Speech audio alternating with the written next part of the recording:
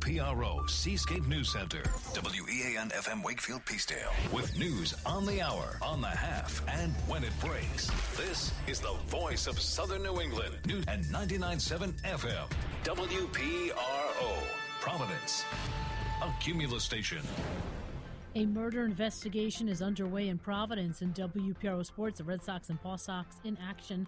WPRO's exclusive AccuWeather, cloudy and mild tonight, getting down to about 58, but right now it's 63 degrees in Providence. I'm Laura Clarizio, and this is WPRO's News at 6 o'clock. A man in his 40s is dead, shot around 3:45 this morning. Police tell us it happened in the area of 149 Camden Avenue. Inside the common stairway of a tenement house on Camden Avenue. And later today, Providence Police Major David LePayton tells us they are looking into a few suspects. We're interviewing witnesses, and we hope to have some answers very shortly. Police do not believe the man lived in that building.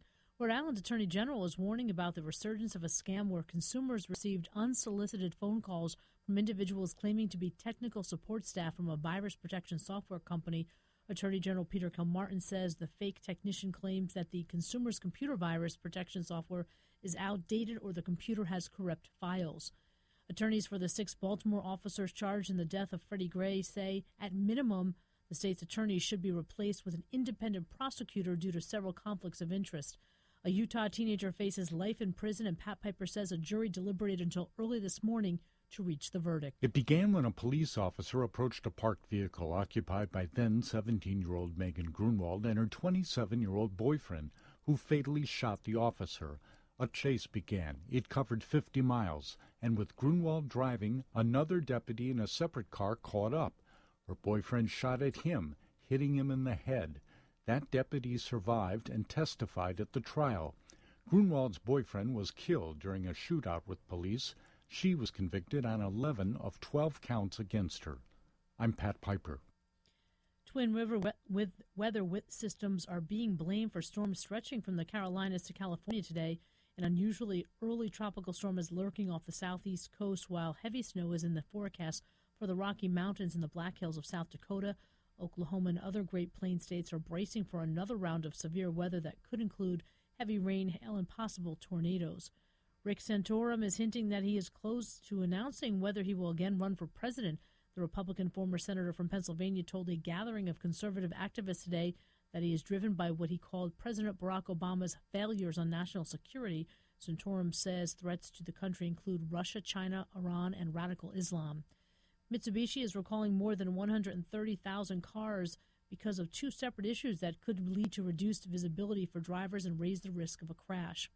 And Bishop Hendrick High School is hosting a comedy night tonight as a fundraiser with plans to create a prayer garden in memory of 3 Hendrick High School graduates killed in action. Retired teacher Bob Ferroli is co-chair of the Prayer Garden effort, along with Richard August of North Kingstown. His Hendrick and son graduate Matthew was killed in Iraq. The Memorial Garden would honor Matt as well as fellow graduates Eric Valdepenas and Richard McKenzie. The greatest fear that we all have is that people will forget the sacrifices that these 3 heroes and other heroes in Rhode Island have made. The group is bringing Hendrick and grad Ben Haig back to headline the comedy event. The effort is about halfway to a goal of $40,000 to finish the Prayer Garden.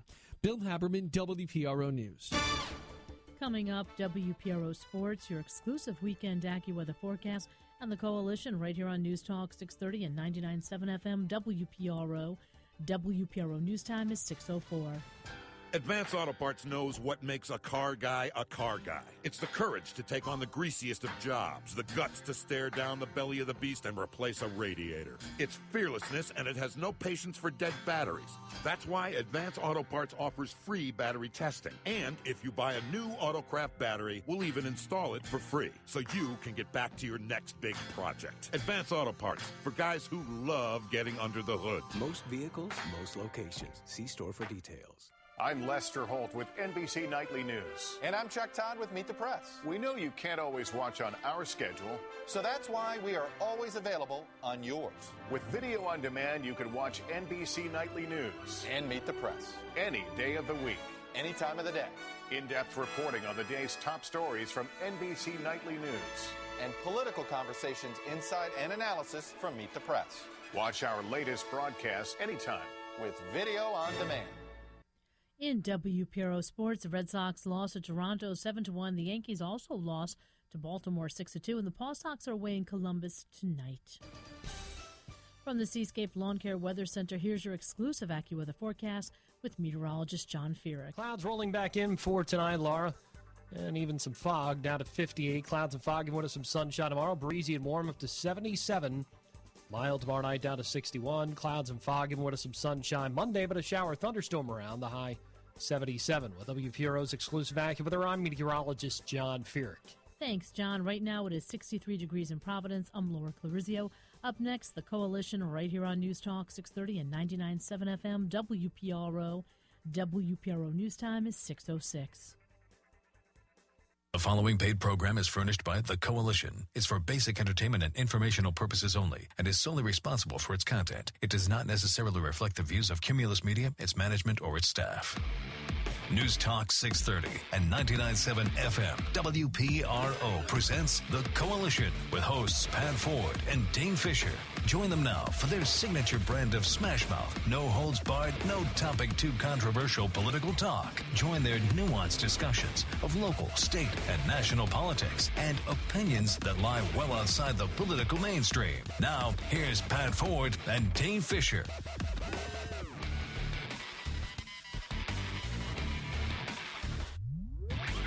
And we are the Coalition, loud and proud, outrage porn-free, civilly disobedient radio. And for just the second time, we are here on WPRO AM 630, AM 99.7 FM. Not Rhode Island's station of record, Rhode Island's town hall. We're going to get right to it. We've got some very special guests in studio already. But as we are wont to do, we will begin with a little idle chatter between the two hosts. It's been a very busy week on Planet Coalition.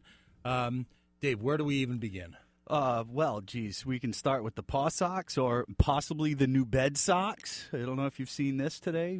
New Bedford seems like they're going to make a pitch for the new stadium in New Bedford. So that sounds alarmingly like, didn't we have a plague of that? Weren't hotels and well, weren't there all sorts of sanitary issues surrounding bed socks, or was that bed what? Bed bugs, bed socks.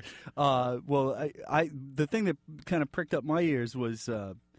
Weren't they shuffling for a casino? Weren't they kind of trying to get a casino over there? And typically, pro sports and casinos don't really go too well together. No, but this is what you and I talk about offline a lot. This is economic development bingo.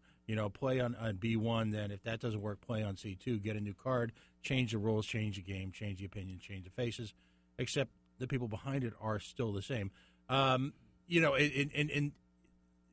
It's all about looking for that silver bullet. And no, I'm not talking about a Coors Light right now. They're looking for that quick fix, that quick hit that's going to make them look good and carry them over into the next election, as opposed to taking the long term, solving the challenges, addressing the issues. I would love to hear an elected official once say, all right, we're going to draw a line in the sand. Things are pretty terrible right now.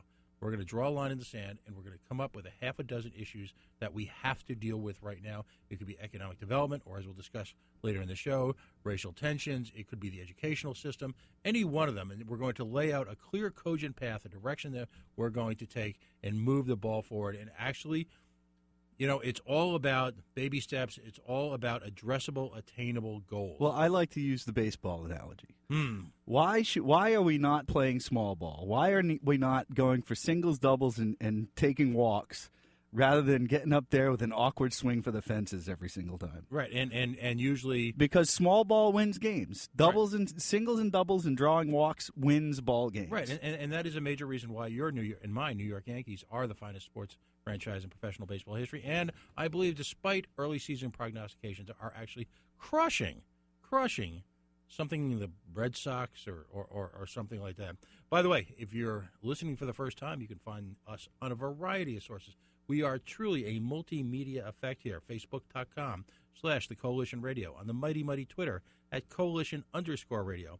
Our website, coalitionradio.us. We blog, we post, we stream. I believe we still have up video from last week's protest that took place in downtown. We do. There's quite a few streaming or recorded videos there of the big Black Lives Matter rally and march in Providence that happened last week. So you can go to our website, go to the live stream tab, and you can see all those kind of things. We just posted on our blog today the letter that Mayor Donald Grebian sent out to all of our illustrious leaders in this state about his reticence about moving the Paw Sox from Pawtucket, and certainly, dialing back the timeline that was given to us, by the end of the legislative session. And I liken that to he pulled a Martin Luther, and he went out and he nailed one on the door and said, "Here's our demands," right? In the nicest way he possibly could. Don's a nice guy, and he did it in a very, very tactful way. One of the more disturbing things I think that we came across this week is in our virtual phone flash mob efforts. We wanted to speak out against this House Bill 6145, which would have given the Providence Redevelopment Agency broad-reaching powers. It would have given the 195 Commission broad-reaching powers, well outside their existing purview. So we decided to call, get our folks fired up and get them to call the sponsors of this bill, one of whom was Providence Representative Grace Diaz. And we heard not only from ourselves when we called, we heard from several other people that tried to make the call that when they called, her voicemail was full. Now, there can be two situations here. Either A, she gets such a volume of phone calls that her voicemail fills up on a daily basis, which is not outside the realm of possibility for a state representative, or B, it's been full for days, weeks, months, or years. Which is also not outside the realm of possibility. One of those is acceptable. The other one is unreasonable. So, if you're a representative in the state legislature of Rhode Island and your constituents are calling you and getting a voicemail box as full message, that sends a pretty clear message to your constituents, I think, that you're not really listening to what they have to say. And for the record, we did reach out to Representative Diaz in the form of email, since that seems to be the only other publicly accessible manner of reaching her. We reached out to her at her official state email address, and we have yet to hear crickets. Anything at all. What was that? Representative Diaz, this is Providence, Rhode Island. Is anyone out there? Or is that Lawrence, Kansas? I'm sorry. This brings me back to the Pink Floyd reference, right? Is there anybody out there? Oh, sure. Okay. Well, you're dating ourselves and in front of our guests. So much balderdash out there this week. We've spent a lot of time in a few weeks addressing the state of Pro with an eye towards crony capitalism, with an eye towards excessive commitment of taxpayer resources to a private enterprise. We've talked about, socializing risk, privatizing profit. Two things that I'd like to bring up briefly before we go to our honored guests here. The first is the whole notion that this is going to provide any level of economic development for that part of town. Dave, when you drive around the Providence Place Mall, what is it you see surrounding the bottom of the mall? Jaywalkers. Well, okay. With extra points. Suicidal jaywalkers. Okay. But in the sense of the building itself, what do you see? I don't. A building that I loathe to go into. I absolutely hate shopping malls. There are restaurants ringing the Providence Place Mall like the proverbial toilet bowl ring. Right. And what is the goal of stated restaurants? They want to keep people inside the mall for as long as they possibly can. Yes. Now, what other? Let's just think. What other institutions does that behavioral institutions that share? Let's see. Casinos. Yeah. Casinos. Yeah. Maybe. Yeah. Maybe. Large-scale sports development, such as Gillette Stadium. So the point being, folks, that the whole notion that this mall, I'm calling it a mall, because that's effectively what it's going to be. They're going for that mall experience, is designed to be insular and self-contained. The only thing missing are games of chance, which are being probably wagered on outside in the parking lot, and number two, them pumping oxygen into the room to keep us artificially awake, and the absence of clocks. And, of course, if you watched a baseball game in the last few years, and I'm a baseball fan, you don't need to watch a clock that says it's going to go on forever and ever and ever, which brings us to the next point. All right, game time. Let's say potential game time at 7:05. All right, so you're leaving work, your dreaded place of daily tertiary employment, and you're braving the Providence traffic. You're getting there probably with minutes to spare. You're parking. You're hurrying yourself so you can get the first pitch. And so you're getting in there at 7. All right, you're probably grabbing something to eat on the way up. What are the odds after a 2-hour game at 9 o'clock at night with a ride back to the burbs? What are the odds of you sticking around downtown Providence? 0.0. 0.0.